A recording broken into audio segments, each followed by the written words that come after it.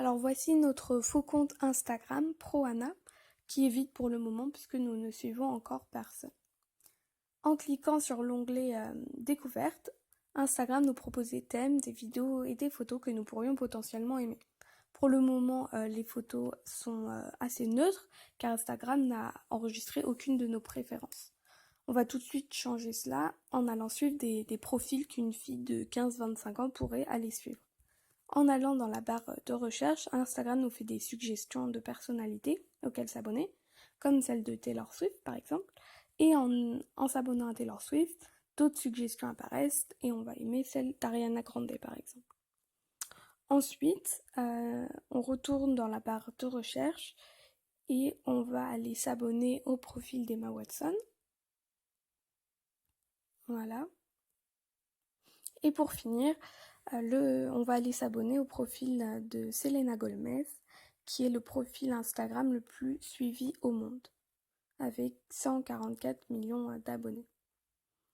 Et ensuite, en retournant sur l'icône découverte et en rafraîchissant la page, on se rend compte que les photos proposées sont en fait des photos soit des personnalités auxquelles on vient de s'abonner, soit des personnalités assez similaires.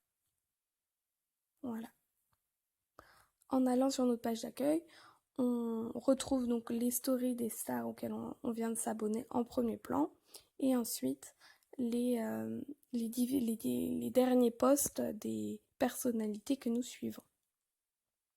Alors maintenant, on peut se demander ce qui changerait si nous n'aimions que des posts d'une personnalité en particulier.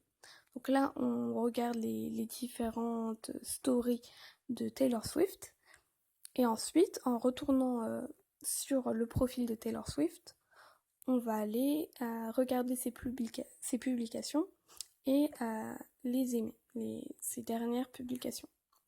Et on va se demander si le fait de préférer une personnalité en particulier influente sur les suggestions d'Instagram.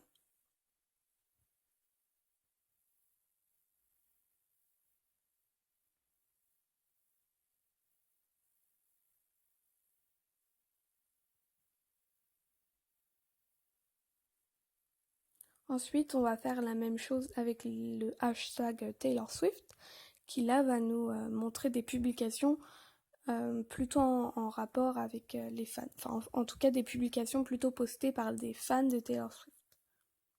Et on va aimer plusieurs de ces publications.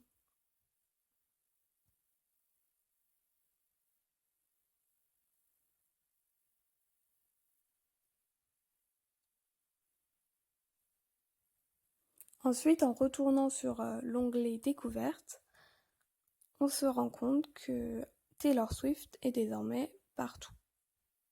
Voilà, il y a beaucoup de photos d'elle.